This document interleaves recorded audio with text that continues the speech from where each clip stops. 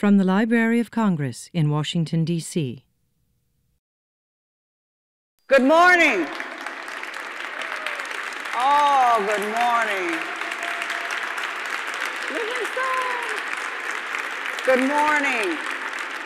And welcome to a very, very special day at the Library of Congress. I'm Carla Hayden, and I can't tell you how excited we are, because today we are celebrating literacy and learning and reading, and we couldn't ask for a better person and an organization to collaborate with today. Today, our special guest is an advocate for books and the power of the written word for children. We are honored to have here at the Library of Congress multi-award winning artist and philanthropist, Miss Dolly Parton, and the Dollywood Foundation's Imagination Library. I think it's time to clap. Now, I want to, and I would be remiss if I didn't introduce some special guests in the audience, the wonderful staff and the leadership of the Dollywood Foundation, led by Mr. David Dotson. They have been wonderful to work with. And there's Mr. Dotson. We are delighted to have members of Congress, members of the Washington City Council, our various and wonderful partners in literacy and collaborators, and of course our generous donors who make so much possible. Because today we're all here as cheerleaders for books and learning. Now, I have to tell you, when I started as a children's librarian, I remember being inspired by a young woman who was on the south side of Chicago, and her name was Judy Zucker. And when I first walked into that branch library, she was on the floor having story time with children with autism. And today we have young people who will join us to have some fun with books. Now, Miss Dolly Parton has been recognized many times for her dedication to the power of learning.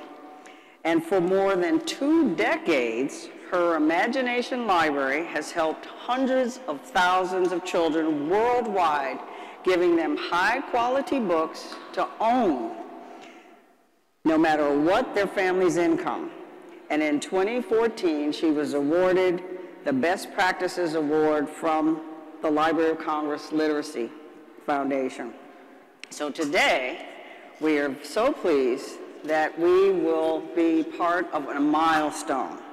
The Imagination Library is about to give away their 100th millionth book. That's so many I can barely...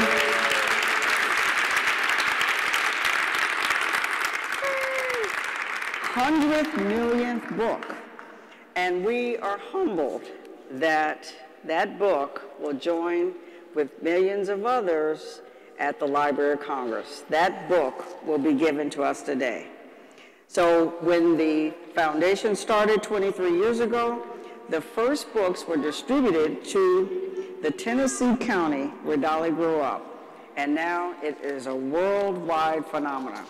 So without further ado, I'd like to share with you a video about the Imagination Library. Dolly Parton's longtime passion project, passing on the gift of reading. The NewsHour special correspondent for education, John Merrow, has the story.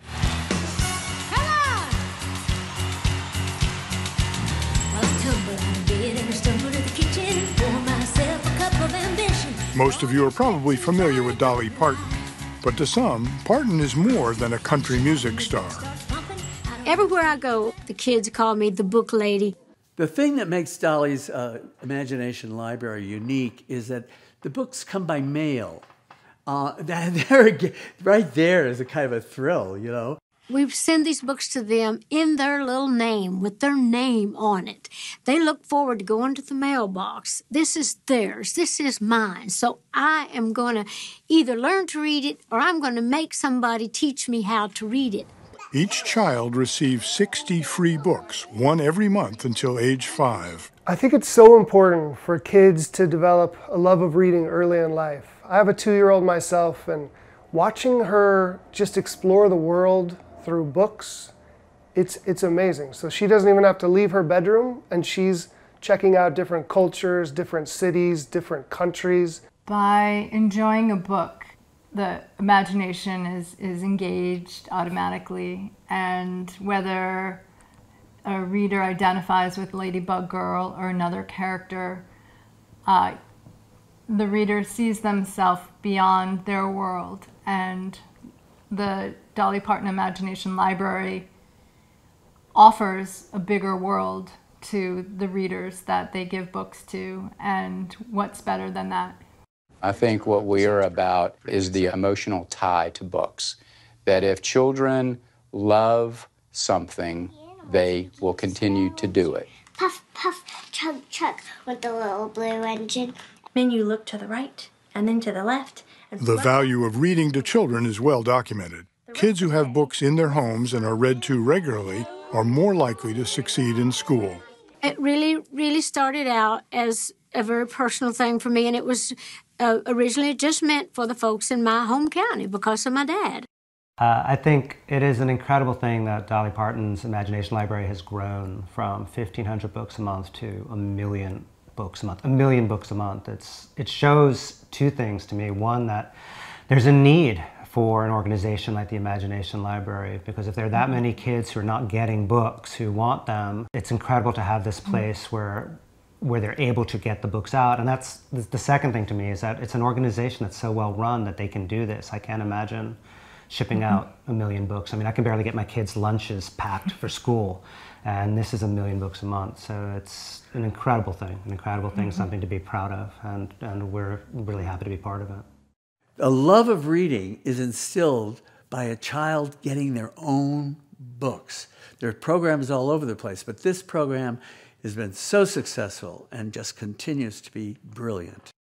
Yeah, I think it's amazing that Dolly's foundation has gone from mailing out 1,500 books a month to 1 million. That's incredible. I feel like most people, when they start something like this, it kind of fades away after a few years, but she's just continued to grow it, and she's doing just great work with literacy. As Dolly said, the purpose of Imagination Library is so children will dream more, they'll learn more, they'll care more, and then they'll be more. Can't beat that. And the first step is the one that's always hardest. But you'll never really know if you don't try.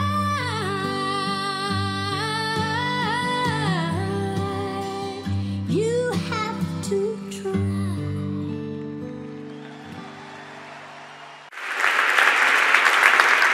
And now, please welcome multi-award-winning singer, songwriter, and philanthropist, Miss Dolly Parton.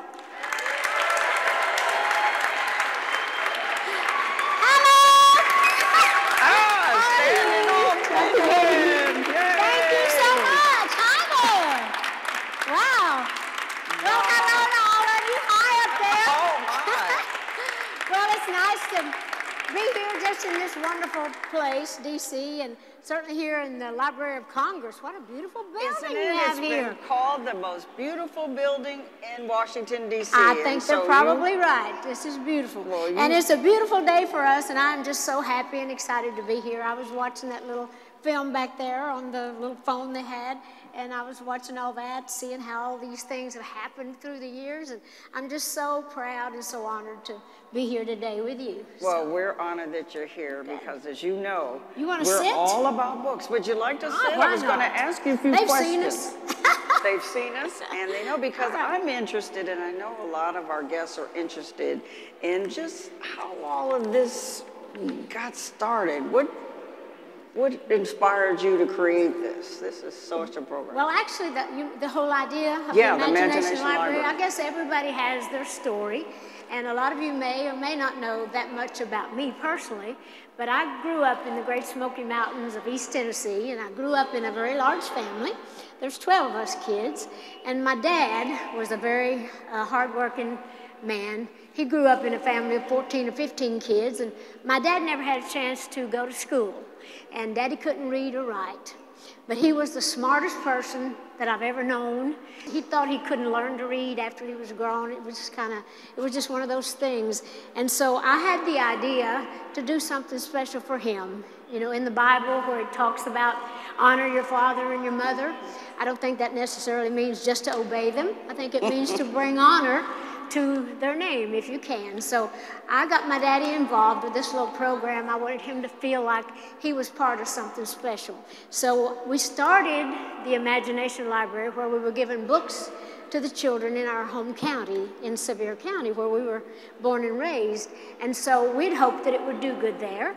And it became such a popular program that the governor of Tennessee at that time, Phil Bredesen, he thought the idea was so great, they took it, went all over Tennessee, and then later it went on into Canada, and now we're all over the world, in different parts of the world. So my dad got to live long enough to see a lot of it coming to be, and he took such pride in the fact that the little kids called me the book lady. He was prouder of that than anything. So that it started from a true place in my heart, and it's done so much good for so many people through the years. Well, how does it feel to be called the book lady? I mean, you do so much, and you sing and you write and everything, but you're known so much as the book lady. Well, did you ever think about you'd be the book lady? No, that never crossed my mind when I was growing up, because I personally didn't like school. I mean, I never would have thought that I do more homework now at night working on all these programs than I ever did in all the years that I was in school. But I never thought about being the book lady, the painted lady, yes. The over-exaggerated, overdressed lady, yes. But that just goes to show you that you can't judge a book by looking at the cover, right? Or even the 100 millionth book by looking at the cover. That's right, you can't tell. So you love books and reading. So were there books that shaped you, or you've had favorite books? What? Well, we didn't have books in our home because there were so many of us kids, and Daddy told us not to bring books home because kids just chew on them, pee on them, and do whatever kids do. So he said, I can't afford to, you know, pay for books. So we didn't get to bring books home, but the one book in our home was the Bible, and my mother used to always read from the Bible, tell us all the Bible stories, and so that was actually the first book that we had in our home, and the one that meant the most, and that has actually followed me more than any other book through my life, actually. And you keep reading it? I do. In fact, I love to read. I always, I have tissues everywhere. And I need one right now. All this weather coming, it's hot one day and cold the next. But anyway, I love to read, and I do whatever, you know, it takes to, you know, but I actually loved, you know, just anytime I was in school, I loved all the fairy tales. I wanted to read all the books about the kings and the queens and all the traveling. So books have always been really a special thing for me. Now, with your busy schedule, how do you make time to read? Because you are still performing and doing so many things. Well, I always take time to read. I think for everybody that does love to read, you'll find the time to read. I do some of my best thinking when I'm reading, if you know what I mean. I read probably at least 52 books a year. Wow. A book a week I try to read. And so I've just always been a reader. But there's a part of my brain that kind of can think of other things while I actually am reading. But it does relax my body, and I've just always loved to read, because I think in books, I think with kids too, with the books that they read, it kind of inspires you to dream. And, you know, if you can dream, that'll lead you to success and to other things. And I think that's why I think it's so important, you know, to get the books in the hands of all these special little kids so they can start early and go late with them. Yeah. And they love it. So you make time for reading, and does any of the reading help you with some of your songwriting and some of the things that you read about? These are good questions, and yes, it does, because I'm really inspired by just people in general, just like the little kids.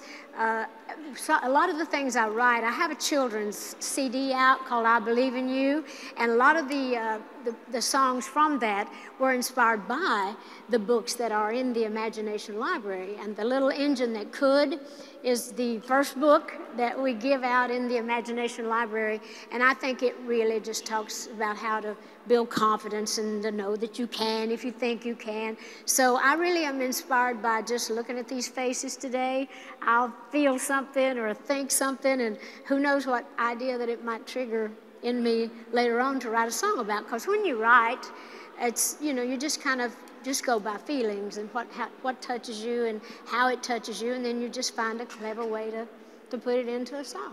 And you mentioned that sometimes the books can inspire feelings and things in children, and I know that you started the library because you believed in what books mean and could mean to children. I know I've seen it happen, and I felt it as a child. What do you? Well, you of really all people would about? know, because Right, you've been doing this for how many years? You said long before you too got long. here in this beautiful building. You've been, yes, you but were I a remember library- the books that inspired me when I was young, and you believe that too. That Yeah, I do. I really think that we're inspired by everything, and children themselves inspire me. I'm sure they do you. That's why you've wanted to work with children, because there's such, you know, there's just such a world in every little child. There's a whole world, you know, and they're going to see it, and they're going to make things come true in their little world, and they're going to add to the world as they see fit and according to their talents and their little personalities. That's why it's so important that they learn to love books and learn to read and be inspired by that, because just like with my dad, see, my dad couldn't read, but he really was smart, and he picked up on things. He was very intuitive. But it's my belief that if you can read, even if you don't have the money to go to school, you can, especially anymore, you can just, you know, you can find a book. If you can read on anything that you want to know, you can self-educate yourself. You can always go to college even. You can pick up those kind of books. Even if you can't even get outside your house, you can find a book on any subject, and you can educate yourself to where you can know about things and actually just increase your intelligence and your, you know, just the whole world around you, and inspire other people with that. And what about owning a book and saying, this is my book and it's got my name in it? That's the thing, that's what I love about the Imagination Library, because that was one of the things we thought was so important when we first started it. And so we wanted the little children to have that book. They get a book. For those of you that don't really know the whole thing, I guess they talked about some of it. But children get a book from the time they're born. They get a book a month until they start kindergarten. They're 5 years old. And so we send the book in the mail with their name on it. It's not in care of mom and dad. It's got their little name on it. And they love to think, this is mine, this is mine. They wait at the mailbox, they get their little books, and to them it's personal. So they're going to take that in the house, and they're going to make somebody read it to them, because this is my stuff, my stuff, my stuff. It's like, so I really think that has been a real important thing, because they also share it with other kids. And we're just so happy that we're such a part of that. And of all the things that I've done in my life, and it's been a lot, because I've been around a long time, but this is one of the most precious things and the proudest I am of any program that I've ever been involved in my life, is working with the little kids. And you should be, because after getting a book a month, they're going to have their own little library. Yeah, they do. In their houses. I mean, this will be their library and their books, and they can pull them out. And they love that, and they love sharing that with kids. You mentioned, though, that sometimes you get letters that talk about what happens after they're not in the program. Yeah, actually, we get a lot of letters when the kids are in the program. We get letters all the time from parents and kids. But some of the sweetest letters we get, in fact, I'll never forget the first one I got was from a little boy that had graduated from the Imagination Library. He was 6 years old, and he was really bummed out about it. He was really mad because he just wanted me to continue to send him books, and he just thought, well, this is just not fair. This is just not right that I can't continue to get my books, and that's how important it is to them. And so I think, well, I wrote him back a real sweet letter and explained, you know, how we do it, and that's why he was being prepared, because he was using his mind to think about all that. And so we get a lot of sweet letters, and we treasure every one of them. You should, and then he can get a library card. Yeah. Learn to do that. Well, did you ever think, though, that you would get to 100 million books when you started? I mean, that's phenomenal. Not when we started. Like I said, it was a very personal thing when we started, and I just hoped that it would do good in our county. And so then, as I mentioned, it just grew and grew and grew. But at that time, it was just really something I was doing for my dad and for the kids in our home county. But thank the Lord, you know, he was good. And now we've got, you know, like David Dodson, who is the president of the Imagination Library right there. Stand up there for a second, David. He's the one that, he works so hard. And he makes me look really good. I take a lot of credit for a lot of work that David and all these wonderful folks at the Imagination Library, they do, because they really are out there. He travels all over the world making sure that all these wonderful things happen, making sure that, you know, that all the things that we brag about can happen, and I just get out and talk about it and do my part. But it's always like that with anything that you're proud of. It takes a whole bunch of people to make things happen, and really we owe the real thanks to the communities and all the people that participate, all the organizations that really get involved, and they're really the ones that are making my dreams come true. But it's just one of those things that everybody takes a lot of pride in, because if you're doing something with children, I mean, how can you not feel good about that? Look at them. Hi there. Yay. Hello.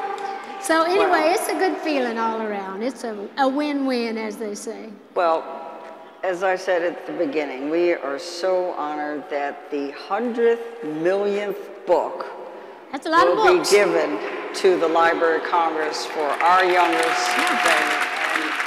So I We guess have an unveiling. Well, wait, I just want to say how honored I am before we pull that little thing off, that you have taken this to heart, and that you've taken this in, and that we will now have this book that I can actually have here forever for all the little children all over the world, certainly in the United States of America, here in D.C. It's a wonderful place to have this, but hopefully through the years, we have 1 million books so far, and maybe we'll be back for our billionth book. All right. One of these days. Wouldn't that be nice? Yay, So you want to see let's do our it. little book there? It's a beautiful start, So and here's there it our- is.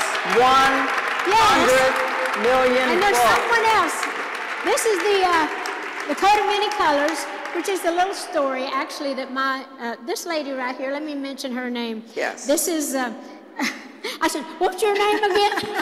This is the person who drew Yeah, the she actually pictures. illustrated this book, and we appreciate, your name is Brooke Hughes, and Boynton is why I was trying to say your middle name. But anyway, she illustrated this, and I hope you had as much fun drawing this as I did writing it. Oh, I did. It was such an honor to be a Good. part of the project, and I loved getting to illustrate your beautiful song. Well, everybody loves it. Well, this little song is so important to me because my mother, I was talking about my dad. My dad was very important, but my mother was one of those people that to have 12 kids and to kind of make them all feel special with no money, but she had all the love in the world. And it's about the little story about, she told me the story about the Joseph and the Coat of Many Colors when she was making me a little ragged coat that I really needed because it was getting wintertime and I needed it. So Mama made that, and she just had the foresight to give me some pride in it, to tell me the story about the Coat of Many Colors. So this little book is really more than a story, and it's more than a song. It's about love, it's about attitude, and actually it's turned out to be an anti-bullying book. They even use this in some classrooms to talk about anti-bullying, and I just want the kids to know that it is okay for you to be how you are and who you are. It's good to be different. We can't all be the same, but we have to love the difference and accept the difference in each other too. So that's kind of what this little book is about. It's just about love and understanding. So Thank you. And thank you. And I see you have the coat here. Yeah, well, this little coat is kind of a little replica of the little coat that my mom made for me. Because people used to send us big boxes of scraps, because Mama used to make all our clothes and the quilts for our beds and the curtains for our windows, and she usually made them out of scraps that people would send to us. So this little coat she just didn't have enough of one fabric to make me a coat. And so that's why she used the pieces, and that inspired her to tell me the story from the Bible. So that's what this little coat, and this little coat, just that little song and the story has lived forever. We even had a couple of movies on TV about the little coat, and they got good ratings, so it really shows that people are about family, they are about love, and it's good to kind of feel that warmth and that love, and about parents, because this day and time, we don't have enough family stuff. There's so much stuff going on out there that little kids I love being able to touch the kids and tell them stories and for them to feel what it was like back then. But it's really how it should be now, with as far as the love and acceptance and understanding of not only just others, but your parents as well. Well, we have also a special announcement. The Library of Congress is partnering with the Imagination Library, and to celebrate the program and what you're doing, the last Friday in every month is going to be a special Imagination Library story time. Yay! And they will be available, and so it will be live streamed to libraries throughout the country. And so people can participate. And we are delighted that you have agreed to kick it off and actually read right here and start the Imagination Library story time at the Library of Congress. Well, I can do that. I guess you want me to read the Coat of Many Colors book, right? And we'd love for you to read this book. Are we going down? I think we're going to go down because we want to be a little closer. Oh, there you go. Okay, I think they're going to have me come down there, so I'll be We're coming on down. And you be careful. You hold on to me, and I'll hold on to him. Okay. Hello. Hello. Hello, kiddies. You want me to read a book to you? You do? Well, I'm gonna. Well, I'll keep this. Okay. I got to get my book lady glasses on, though, so I can see them. How's that? Do I look like the book lady now? Hi. Okay, this is called, it says Dolly Parton, that's my name. And what's your name? Well, nice to see you, Sammy. Okay, this says Coat of Many Colors, and it's got the little girl that's supposed to be me when I was little and wearing her little coat of many colors. So, let me see, let me find my real page here. So it starts with all these pretty pictures of my mom and my dad and some of my brothers and sisters in here. So it says, back through the years I go wandering once again, back to the seasons of my youth. And I recall a box of rags that someone gave us and how my mama put those rags to use. There were rags of many colors, but every piece was small, and I didn't have a coat. And it was way down in the fall. So Mama sewed the rags together. She sewed every piece with love and made my coat of many colors that I was so proud of. And as Mama sewed, she told a story from the Bible she had read about a coat of many colors Joseph wore. And then she said, I hope this coat will bring you good luck and happiness. And I couldn't wait to wear it. And Mama blessed it with a kiss. So, with patches on my breeches and holes in both my shoes, in my coat of many colors, I hurried off to school just to find the others laughing and making fun of me in my coat of many colors that Mama made for me. In my coat of many colors that my mama made for me, made only from rags, but I wore it so proudly. And although we had no money, I was rich as I could be in my coat of many colors Mama made for me. And so, with patches on my breeches and holes in both my shoes, in my coat of many colors, I hurried hurried off to school just to find the others laughing and making fun of me in my coat of many colors that Mama made for me. And I couldn't understand that, because I felt I was rich, and I told them of the love Mama sewed in every stitch. I even told them all that story Mama told me while she sewed, and why my coat of many colors was worth more than all their clothes. But they didn't understand it, and I tried to make them see that one is only poor only if they choose to be. It's true we had no money, but I was rich as I could be in my coat of many colors Mama made for me, 'cause Mama made it just for me. The end. Ta-da! Did you like that? On stage. Okay, so there's your coat of many colors. On stage. Oh, okay. I'm going to go back up on stage for a minute. Let's see. Okay, so here we are. Dr. Hayden, well, I got to that part. I thought, well, why not just sing that little part in case they hadn't heard that? Well, not only will the Library of Congress have the 100th millionth book, all of the young people here today, you just heard the wonderful story. You're going to get your own copy of A Coat of Many Colors. Yes, you are. And you can read it. You are going to take it away with you as you leave. And you're going to have a special CD, something that you can play with the music, and you can hear Miss Parton's voice too. So we're so glad you could be here. And remember, reading is fun. It is. Reading is important. So we have the book lady and the library lady. Yes, we do. Thank and a you. new partnership with the Imagination Library. Thank you, everyone. All right, we're going to give the out? books, we're going to head out, and we're going to give out books. Thank you, everybody. Thank you so much. This has been a presentation of the Library of Congress. Visit us at loc.gov.